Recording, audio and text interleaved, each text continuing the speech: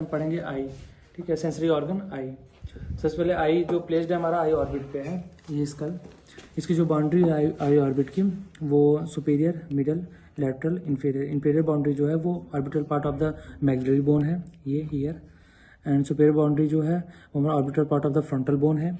And lateral boundary जो है वो orbital part of the zygomatic bone है।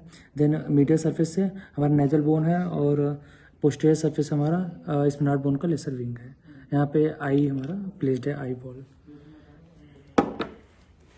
देन आई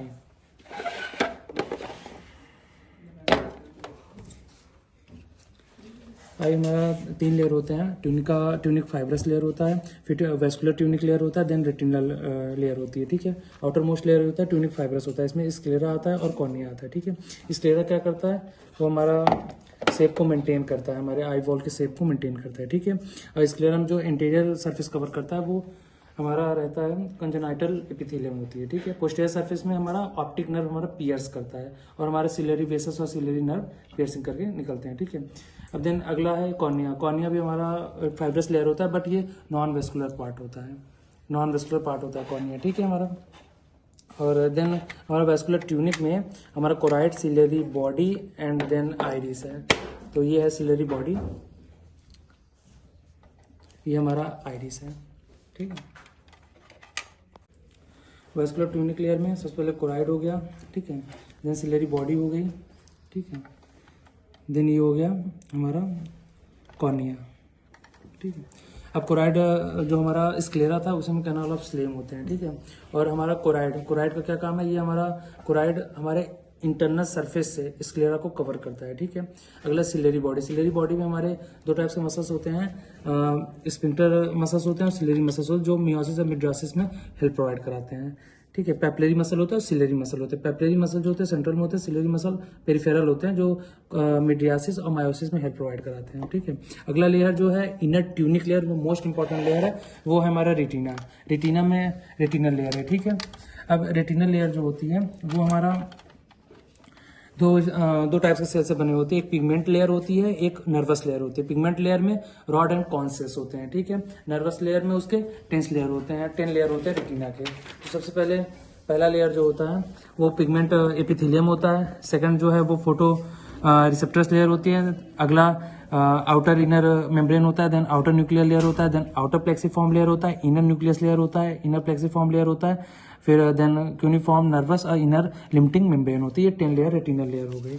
ठीक है, अब अगला है nucleus of the eye wall.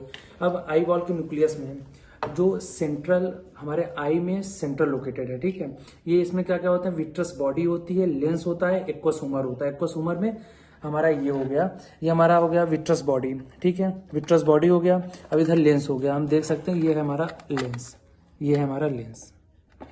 ठीक है, ये है लेंस। ठीक है, नेक्स्ट हमारा जो है वो हमारा एक्वस ह्यूमर है, जो एंटीरियर और पोस्टीरियर चैम्बर के साथ होते हैं। ठीक है, हमारा जो इसका पोस्टीरियर चैम्बर होता है वो आइरिस में ओपन होता है, जो एंटीरियर चैम्बर होता है वो स्क्लेरा में कैनाल ऑफ स्लेम के थ्रू रेगुलेट करता है। ठीक है, अगला इसमें लेंस की बात करें, लेंस हमारा जो होता है वो कॉन्वेक्स लेंस होता है। कॉन्वेक्स लेंस इसमें क्या, जब भी रेज कन्वर्ज होती है, इसमें जब भी रेज कन्वर्ज होती है हमारे लेंस में, तो अगर प्रॉपर रेटिना पे पड़ी तो चलो वो क्लियर विजन होगा। अगर उसके जस्ट आगे विजुअल फील्ड के थ्रू अगर आगे हमारा रेज कन्वर्ज हुआ तो मायोपिया होगा। अगर हमारे लेंस के पीछे रेज कन्वर्ज हुई, अगर फॉरवर्ड हो गया, पीछे हो गया, तो वह हाइपरमेट्रोपिया हो सकता है। ठीक है, अगला है optic nerve.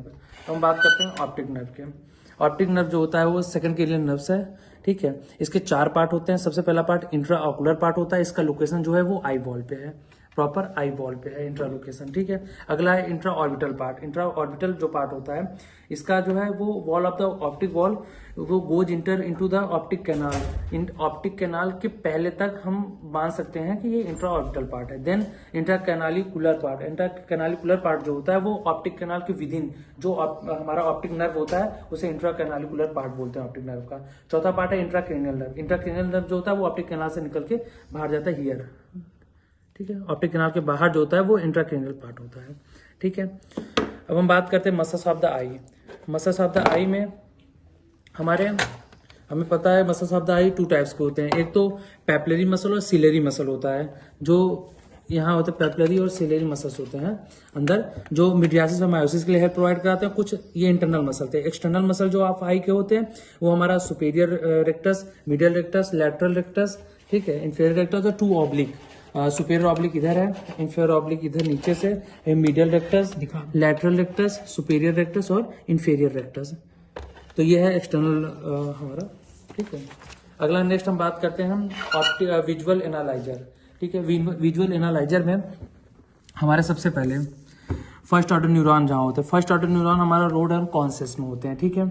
Second order neuron जो होता है वो बाइपोलर सेल्स कहलाते हैं, ठीक है। एंड थर्ड ऑर्डर न्यूरॉन जो होता है वो गैंग्लियनिक सेल कहलाता है, ठीक है, वो होते हैं। अब यहाँ से हम विजुअल फील्ड से थ्रू ये इन सब के एक्सॉन फाइबर जो होते हैं, एक्सॉन फाइबर्स हमारे इन तीनों न्यूरॉन्स के फर्स्ट, सेकंड और थर्ड ऑर्डर न्यूरॉन्स के जो फाइबर्स होते हैं वो हमारा विजुअल फील्ड के थ्रू हमारा यहाँ ऑप्टिक नर्व के थ्रू हमारा आया विजुअल के सेंटर के थ्रू, ठीक है।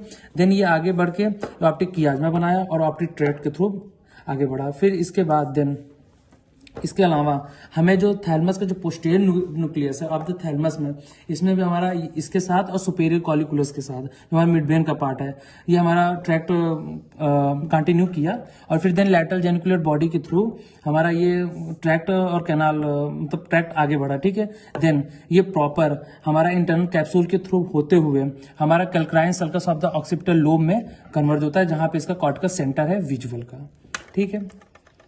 तो ये था हमारा स्फिंक्टर पिपली मसल्स। और जो सिलेरी मसल्स था इसके भी नर्व ट्रैक्ट से एक्सॉन के थ्रू हमारा गैंग्लियन सिलेरी के थ्रू हमारा होते हुए लैटरल जेनिकुलेट बॉडी में इंक्लूड होते हुए ये हमारा calcarine sulcus of the occipital lobe में पहुंचते हैं, जिससे ये ऑप्टिक एनालाइजर होता है।